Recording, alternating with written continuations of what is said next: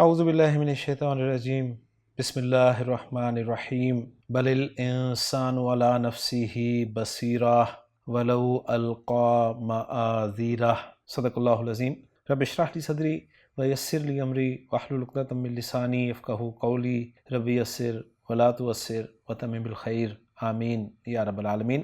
سورۃ القیامہ کی 2 آیات میں نے آپ کے سامنے تلاوت کی ہیں، آیت نمبر 14 اور آیت نمبر 15۔ آج کے لیکچر میں ہم انشاءاللہ تعالیٰ ان دونوں آیات کو گرامیٹیکلی انالائز کرنے کی کوشش کریں گے۔ تو چلتے ہیں جی پہلی آیت کی طرف، جو کہ بل الانسان علی نفسہ بصیرہ ہے۔ آیت میں وقف کی کوئی علامت نہیں ہے، کوئی حرف عطف نہیں ہے، لہٰذا اس آیت کو ہم ایک ہی حصے کے تحت انالائز کریں گے انشاءاللہ تعالیٰ۔ سب سے پہلے ہم اس آیت کے الفاظ کو الگ الگ کرتے ہیں جی، کلمہ کی قسم، اسم، فعل اور حرف کے اعتبار سے۔ تو پہلا لفظ اس میں ہے بل، بل حرف ہے، دوسرا لفظ الانسان ہے، اسم ہے، تیسرا لفظ الا حرف ہے، چوتھا لفظ نفس اسم ہے، پانچواں لفظ ہی اسم ہے، اور چھٹا لفظ بصیرہ اسم ہے۔ تو گویا آیت نمبر 14 میں کل 6 الفاظ ہیں، جن میں 3 اسم ظاہر ہیں، ایک اسم ضمیر ہے اور 2 حروف ہیں۔ اب ذرا تفصیل سے ان الفاظ پہ بات کرتے ہیں۔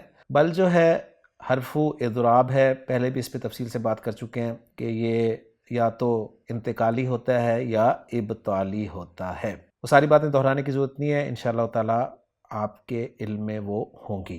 اگلا لفظ الانسان معروف لفظ ہے، بہت مرتبہ اس سورہ مبارکہ میں آیا ہے، یہاں پر ہم بس اعراب چیک کریں گے اس کا کہ یہ مرفوع ہے۔ اگلا لفظ الا حرف ہے، حرف جر ہے، اور حرف جر اسم سے پہلے آتا ہے، لہٰذا آگے آپ کو نفس جو ہے وہ اسم نظر آ رہا ہے۔ نفس اسم جو ہے یہ اگر اکیلا دیکھا جائے تو نکرہ ہے، لیکن ساتھ اس کے ضمیر لگی ہوئی ہے تو ظاہر بات ہے معرفہ ہوگا، اور معرفہ کی قسم معرف بالاضافہ قرار پائے گا۔ عدد کے اعتبار سے دیکھا جائے تو واحد ہے، جنس کے اعتبار سے دیکھا جائے تو مؤنث ہے، اور اعراب اس کا حرف جر کی وجہ سے مجرور ہے۔ اور یہ بھی آپ کو نظر آ رہا ہے کہ نفس اسم پر نہ تو الف لام ہے اور نہ ہی تنوین ہے، تو ظاہر بات ہے مضاف بن رہا ہے۔ اگلا لفظ جو ہی ہے یہ اسم ضمیر ہے، واحد مذکر غائب کی ضمیر ہے، اور کھڑی زیر اسپیشلی آئی ہے کہ سے پچھلے حرف پر زیر آپ کو نظر آ رہی ہے، اور یہ ضمیر جو ہے یہ الانسان کی طرف لوٹ رہی ہے۔ آخری لفظ اس آیت کا وہ ہے بصیرہ۔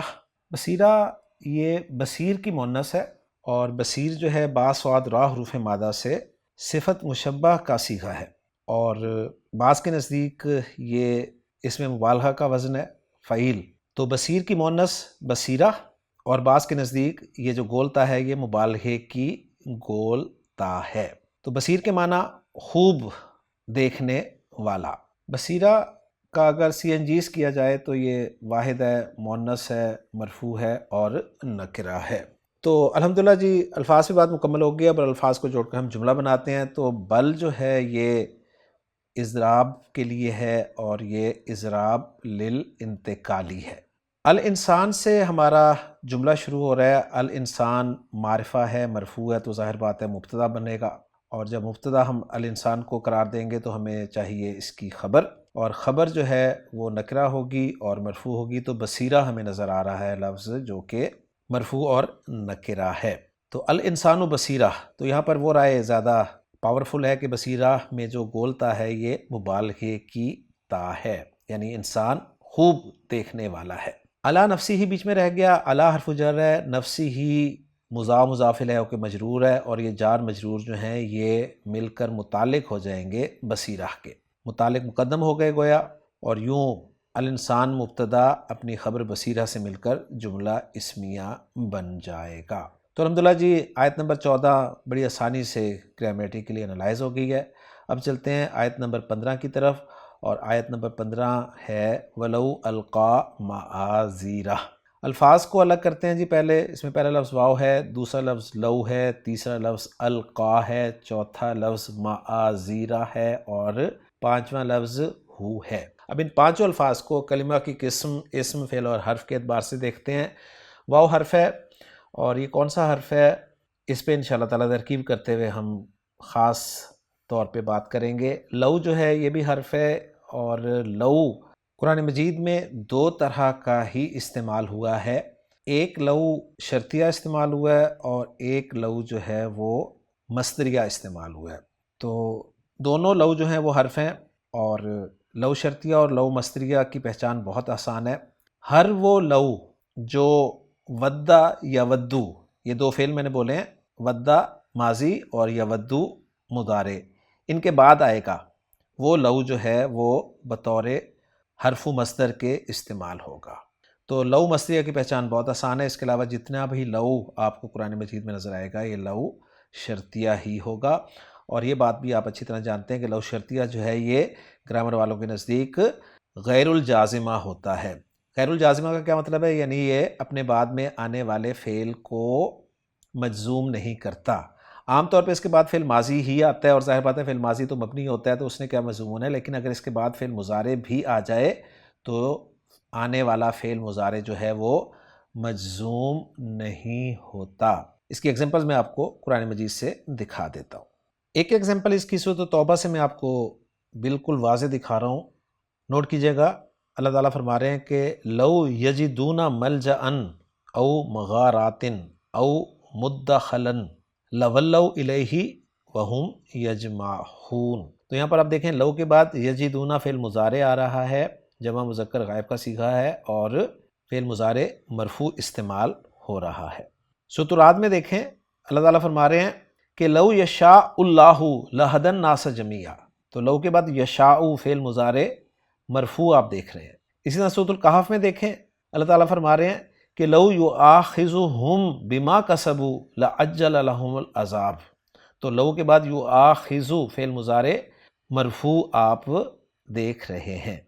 پھر جو لو شرطیہ ہے وہ 3 معنی میں قرآن مجید میں استعمال ہوا ہے۔ لو شرطیہ جو ہے وہ 3 معنی میں قرآن میں استعمال ہوا ہے۔ گویا ہم کہہ سکتے ہیں کہ لو کے 3 معنی ہوتے ہیں۔ ایک معنی یہ ہوتے ہیں کہ لو شرطیہ اصل میں دوسرے جملے کی نفی کرتا ہے پہلے جملے کی نفی ہونے کی وجہ سے۔ لو کو جب ہم شرطیہ کہہ رہے ہیں تو گویا لو جملہ شرطیہ میں استعمال ہوگا، اور جملہ شرطیہ کے 2 حصے ہوتے ہیں، ایک ہوتا ہے شرط، دوسرا ہوتا ہے جواب الشرط۔ تو لو شرطیہ کے ایک معنی یہ ہے کہ یہ اصل میں دوسرے جملے کی نفی کرتا ہے پہلے جملے کی نفی ہونے کی وجہ سے۔ مثال میں دیتا ہوں آپ کو، جیسے ہم کہتے ہیں کہ لو جئتنی لأکرمت، لو جئتنی اگر تو میرے پاس آتا، لأکرمت تو میں ضرور تیرا اکرام کرتا۔ اب یہاں پر ایک بات پہلے اور نوٹ کر لیں، پھر میں مزید واضح کرتا ہوں اس جملے کو، کہ لو کے جواب پر آپ کو کثرت سے لام جو ہے وہ بھی ملتا ہے، کبھی لام نہیں بھی ملتا لیکن کثرت سے لام آپ کو جواب پر ملتا ہے، جیسے یہاں پر اکرمتو میں آپ لام دیکھ رہے ہیں۔ تو لو جئتنی لأکرمتو کا مطلب ہے اگر تو میرے پاس آتا تو میں تیرا اکرام کرتا۔ اس میں پہلا جملہ ہے تو میرے پاس آتا، دوسرا جملہ ہے میں تیرا اکرام کرتا۔ تو دوسرے جملے کی نفی ہو رہی ہے پہلے جملے کی نفی کی وجہ سے، یعنی دوسرے جملے کی نفی کیا ہو رہی ہے کہ میں نے تیرا اکرام نہیں کیا۔ پہلے جملے کی نفی تو میرے پاس آیا ہی نہیں، یعنی اگر تو میرے پاس آتا تو میں تیرا اکرام کرتا۔ تو لو شرطیہ اصل میں دوسرے جملے کی نفی کرتا ہے پہلے جملے کی نفی کی وجہ سے۔ لو شرطیہ کے دوسرے معنی جو ہیں وہ یوں بیان کرتے ہیں گرامر والے کہ یہ دوسرے جملے کی نفی کو دلیل بناتا ہے پہلے جملے کی نفی کی، یعنی دوسرے جملے کی نفی کو دلیل بناتا ہے پہلے جملے کی نفی کی۔ اور اس کے لیے جو آیت ریفرنس کے طور پہ دی جاتی ہے وہ یہ ہوتی ہے کہ لو کان فیہما آلہۃ الا اللہ لفسدتا، اگر آسمان و زمین میں اللہ کے سوا اور معبود ہوتے تو زمین و آسمان درہم برہم ہو جاتے۔ یعنی زمین و آسمان میں بگاڑ نہ ہونے کی یہ دلیل ہے کہ اللہ کے علاوہ دوسرے معبود نہیں ہیں۔ تو لو شرطیہ جو ہے اس میں دوسرے جملے کی نفی کو دلیل بنایا جاتا ہے پہلے جملے کی نفی کی۔ اور لو کے جو تیسرے معنی ہیں وہ بڑے اہم ہیں، وہ ذرا اچھی طرح سے آپ نے سمجھنے ہیں۔ وہ یہ ہے کہ لو ہمیشہ جزا کے پائے جانے پر دلالت کرتا ہے۔ لو ہمیشہ جزا کے پائے جانے پر دلالت کرتا ہے، اور دلالت کے معنی آپ کو آتے ہوں گے، کسی شے یا امر کی طرف اشارہ کرنا، کسی شے یا امر کے وجود کا ثبوت یا اس کی علامت ہونا۔ تو لو ہمیشہ جزا کے پائے جانے پر دلالت کرتا ہے، یعنی جزا کے پائے جانے کی طرف اشارہ کرتا ہے، چاہے شرط پائی جائے یا نہ پائی جائے۔ بلکہ جب شرط نہ پائی جائے تو جزا کے پائے جانے پر بدرجہ اولا دلالت کرتا ہے۔ یہ بہت اہم ہے جی، اس کو اچھی طرح سے سمجھ لیجئے۔ میں پھر سنا دیتا ہوں آپ کو کہ لو ہمیشہ جزا کے پائے جانے پر دلالت کرتا ہے، چاہے شرط پائی جائے یا نہ پائی جائے۔ بلکہ جب شرط نہ پائی جائے تو جزا کے پائے جانے پر بدرجہ اولا دلالت کرتا ہے۔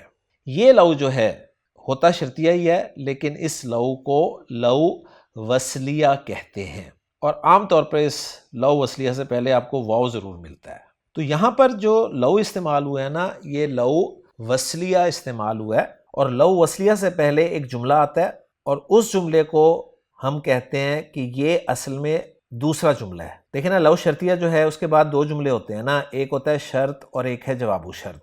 تو لو وصلیہ جو ہے نا، اس کے بعد جو جملہ آ رہا ہے نا وہ پہلا جملہ ہوتا ہے، اور لو وصلیہ سے پہلے جو جملہ ہوتا ہے نا وہ اصل میں دوسرا جملہ ہوتا ہے، اور وہ جملہ لو وصلیہ سے پہلے آنے والا جملہ وہ مثل جزا کہلاتا ہے۔ آسان لفظوں میں بیان کروں تو گویا لو وصلیہ جو ہے نا، اس کے بعد ایک جملہ ہوتا ہے اور ایک اس سے پہلے جملہ ہوتا ہے۔ اس کے بعد والا جملہ جو ہوتا ہے نا وہ شرط ہوتا ہے، اور اس لو سے پہلے والا جملہ جو ہوتا ہے نا وہ اصل میں جواب شرط ہی ہوتا ہے، جزا ہوتا ہے۔ لیکن گرامر والوں کے نزدیک جواب شرط شرط پر مقدم نہیں ہو سکتا، تو اس لیے اس کو جواب شرط یا جزا نہیں کہا جاتا، بلکہ اس کو مثل جزا یعنی جزا کے مثل کہا جاتا ہے، اور لو شرطیہ کا جو جزا والا جملہ ہے اس کو محذوف سمجھا جاتا ہے، جس پر یہ لو سے پہلے والا جملہ جو ہے وہ دلالت کر رہا ہوتا ہے۔ تو بڑی ٹیکنیکل سی بات ہو گئی، میں مزید آسان کر دیتا ہوں کہ لو وصلیہ کے بعد آنے والا جملہ پہلا جملہ یعنی شرط ہوگا، اور لو سے پہلے آنے والا جملہ مثل جزا یعنی جزا جیسا جملہ ہوگا۔ اور جو لو وصلیہ ہے واو کے ساتھ ملا کر اس کا ترجمہ اردو میں اگرچہ کے طور پر کیا جاتا ہے، اور اس کی ایک مثال دی جاتی ہے بڑی خوبصورت لو وصلیہ کی۔ وہ ایک جملہ آپ دیکھیں کہ تنزح البئر الصغیرۃ بوقوع خنزیر ولو خرج حیا۔ کیا مطلب ہے اس کا؟ مطلب بعد میں دیکھتے ہیں، پہلے آپ نوٹ کریں کہ ولو کے بعد آپ کو ایک جملہ مل رہا ہے خرج حیا، اور ولو سے پہلے ایک جملہ آپ کو مل رہا ہے تنزح البئر الصغیرۃ بوقوع خنزیر۔ تو لو کے بعد جو خرج حیا آ رہا ہے یہ شرط والا جملہ ہے، اور جو پہلا والا جملہ ہے تنزح البئر الصغیرۃ بوقوع خنزیر یہ مثل جزا ہے۔ اب یہ لو وصلیہ کیا بتا رہے ہیں یہاں پر؟ پہلے ترجمہ دیکھ لیتے ہیں اس کا ترجمہ یہ ہے کہ چھوٹے کنویں کو خنزیر کے پائے جانے کی وجہ سے خالی کیا جائے گا اگرچہ وہ زندہ نکلے۔ یہاں لو بتا رہا ہے کہ اس سے پہلے والا جملہ ہمیشہ پایا جا رہا ہے، چاہے شرط پائی جائے یا نہ پائی جائے۔ شرط کیا ہے؟ کہ اگر وہ زندہ نکلے، اور پہلے والا جملہ کیا ہے؟ وہ یہ ہے کہ چھوٹے کنویں کو خنزیر کے پائے جانے کی وجہ سے خالی کیا جائے گا۔ تو چھوٹے کنویں کو خنزیر کے پائے جانے کی وجہ سے ہمیشہ خالی کیا جائے گا۔ شرط کیا ہے؟ کہ وہ زندہ نکلے۔ اگر شرط نہیں بھی پائی جائے گی تو جزا جو ہے، یعنی شرط کیا ہے؟ اگر وہ زندہ نکلے۔ اگر وہ زندہ نہیں بھی نکلتا یعنی مردہ نکلتا ہے، اس کا مطلب کیا ہے؟ شرط کے نہ پائے جانے کا مطلب کیا ہے؟ کہ وہ زندہ نہیں نکلتا یعنی مردہ نکلتا ہے، تو جزا بدرجہ اولا پائی جائے گی۔ اور اولا کے معنی کیا ہے؟ برتر، افضل۔ تو بہت تفصیل سے میں نے آپ کو لو کے بارے میں بتا دیا۔ تو اب چلتے ہیں جی اگلے لفظ کی طرف اس آیت کے، اور وہ ہے القا۔ القا فعل ہے، فعل ماضی ہے، فعل ماضی معروف ہے، واحد مذکر غائب کا صیغہ ہے، لام کاف یا حروف مادہ ہیں، باب فعل سے استعمال ہوا ہے، القا یا یل کی یو۔ خیر سے فعل ناقص ہے، ناقص یائی ہے، تبدیلی کے بعد بن جائے گا جی القا یلقی القاءن، اس کے معنی ہوتے ہیں ڈالنا، لفظی معنی اس کے ہیں ڈالنا۔ اگلا لفظ ہے جی معاذیرہ۔ معاذیرہ جو ہے یہ اس میں اس لیے کہ اس کے ساتھ جو ضمیر آپ دیکھ رہے ہیں، ضمیر مجرور متصل واحد مذکر غائب کی لگی ہوئی ہے۔ یہ معاذیرہ جو ہے یہ جمع کا لفظ ہے، اور کہا گیا ہے کہ یہ معاذیر غیر منصرف وزن ہے۔ معاذیر کے معنی عذر اور معذرت کے کیے گئے ہیں، اور اس کا واحد جو ہے وہ معذرہ، جسے ہم اردو میں معذرت کہتے ہیں، وہ کیا گیا ہے۔ اور زمخشری کے نزدیک یہ اسم جو ہے یہ اسم جمع ہے۔ بہرحال معذرتیں ہم اس کا ترجمہ کر سکتے ہیں۔ اور آخری لفظ جو ہے وہ اس آیت کا وہ ہے ہو، ضمیر واحد مذکر غائب کی، جو کہ الانسان کی طرف لوٹ رہی ہے پچھلی آیت میں۔ تو الفاظ پہ بات مکمل ہو گئی ہے، اور الفاظ کو جوڑ کر اب ہم جملہ بناتے ہیں۔ تو اب میں آپ کو بتاتا ہوں کہ جی ولو میں واؤ کون سا ہے۔ تو اس واؤ کے بارے میں ایک رائے یہ ہے کہ یعنی وہ واؤ جو لو کے ساتھ استعمال ہوتا ہے، اور جو لو جو ہے وہ وصلیہ ہوتا ہے، اس میں واؤ کو کچھ اعتراضیہ کہتے ہیں، کچھ واؤ کو واؤ حالیہ کہتے ہیں۔ تو دونوں آراء موجود ہیں۔ تو واؤ کو حالیہ قرار دیں گے، اور اس کے بعد جملہ بنے گا وہ محل منصوب حال بن جائے گا۔ لو حرف شرط ہے، چاہے لو وصلیہ ہو حرف شرط ہی رہے گا، ذہن میں رکھیے گا۔ القا فعل ہے، آگے مرفوع اسم کوئی نہیں ہے، تو القا کے اندر جو ہوا کی ضمیر ہے، ضمیر مرفوع مستتر، وہ اس کا فاعل قرار دیا جائے گا، اور معاذیرہ مضاف مضاف الیہ ہو کر منصوب ہونے کی وجہ سے مفعول بھی بن جائے گا القا فعل کے لیے، اور یوں القا فعل اپنے فاعل اور اپنے مفعول بھی سے مل کر جملہ فعلیہ ہو کر شرط بن جائے گا، جس کا جواب الشرط محذوف مانا جائے گا، اور وہ جواب الشرط جو ہے ولو سے پہلے آنے والا جملہ جو ہے اس پہ دلالت کرے گا۔ تو میں نے تفصیل سے آپ کے سامنے یہ ساری چیز جو ہے وہ رکھ دی ہے۔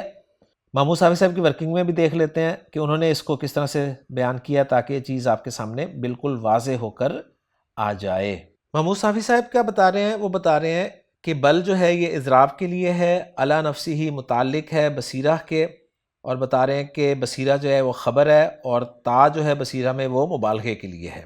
واؤ حالیہ ہے، اور جملہ الانسان بصیرہ لا محل لا استنافیہ ہے، اور جملہ القا معاذیرہ والا یہ فی محل نصب حال ہے۔